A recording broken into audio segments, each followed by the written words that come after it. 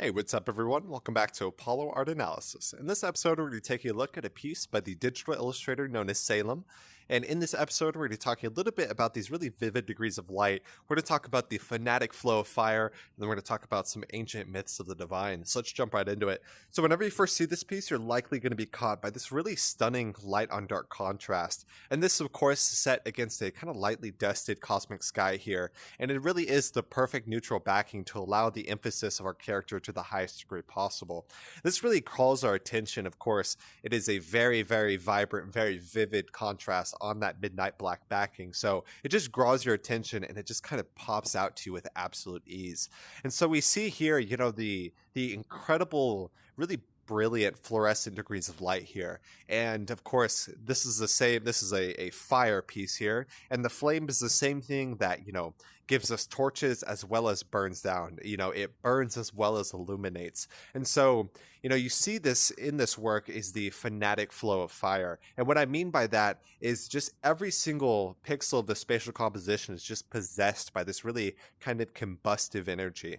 And this flow, of course, it plumes off of the subject here at the top here, and it kind of just trails off as well. So there's this incredible sense of motion within the work. It really immerses you with absolute ease, and it even denotes some degrees of divinity within this work as well. And what I mean by that is, you see the flow and the fire kind of, it goes past the form of our subject. So that means that the spirit of this beast is way too strong to contain. So it's, it's igniting, it's spreading and combusting even past the form of our subject. So I think that's also really important to note whenever taking a look at this work. And there's, like I said, it's a very, very energetic spatial composition. Whenever you see this, it just invigorates you instantly. It wakes you up. And that is mainly achieved. Of course, you have those bright kind of white tones there. You also have the yellow, and then you have the really high attention red. Red is a very visceral color. It calls your attention with absolute ease. So think of blood, think of fire, anything like that. It just calls your attention instantly.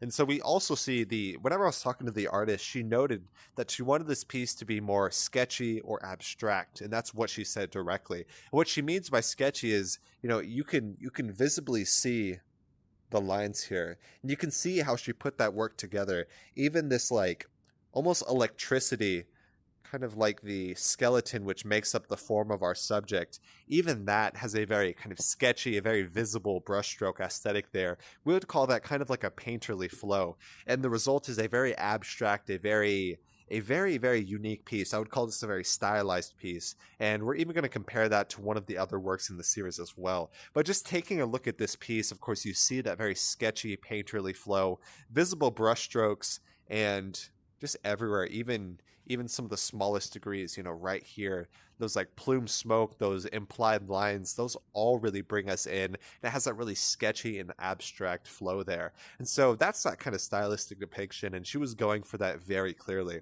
And so whenever you take a look at her art, you see this is a deviation from what she normally shows. She doesn't normally do kind of broad or visible brushstrokes, but she decided to do it within this work, and the result is just a very, very immersive, very stunning, and very unique piece here. And so we even see, what this reminds me of the most are some mythological representations of dragons as well as phoenixes. And I guess the phoenix would be the most for me because of the entire form of our subject is on fire. With a dragon, you would only expect it, kind of around the mouth. But no, every single pixel and every single part of our beast here is on fire. It's illuminated or possessed with that divine light of the natural realm. And the fire is still a part of the natural realm. Fire is the same thing that burns. It's the same thing that kills, but it also allows, a new pioneer species as well. So there's a bunch of different ways you could look at that. And whenever we're taking a look at this, it really feels divine because it has that the chosen one kind of element there. And what I mean by that is, of course, it has fire throughout every single part of its form. So because of that, it is kind of like a chosen one or a mythological beast that is a much higher importance than others. And so it almost feels like this is a constellation as well. Of course, we had that lightly dusted cosmic sky that I mentioned. So this could be, a beast that inhabits the sky, maybe something in relation to the sun, although it's hard to say for sure.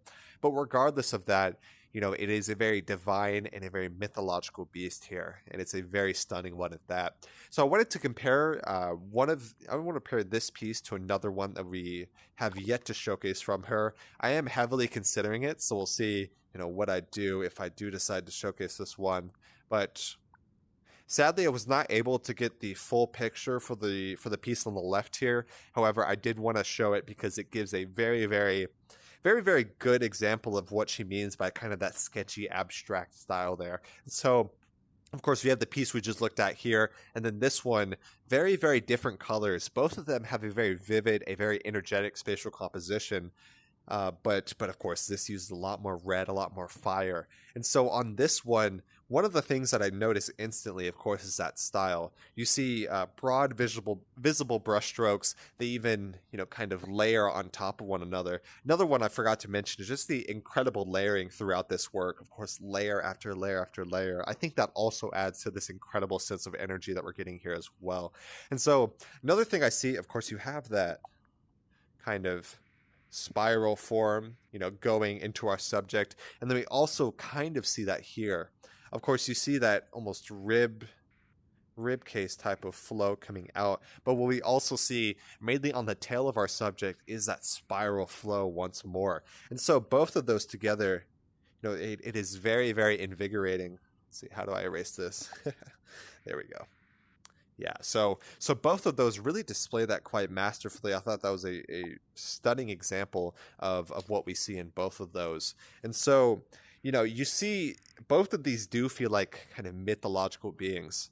And they both feel very divine. They have that fluorescent light. They have that divine glow to them. And that really makes them kind of the chosen one. And so I hope you guys enjoyed. These are some really, really cool pieces. She clearly loves fantasy, and she's very, very good at replicating that and showing it within a spatial composition. So it's really a blessing to be able to study these works.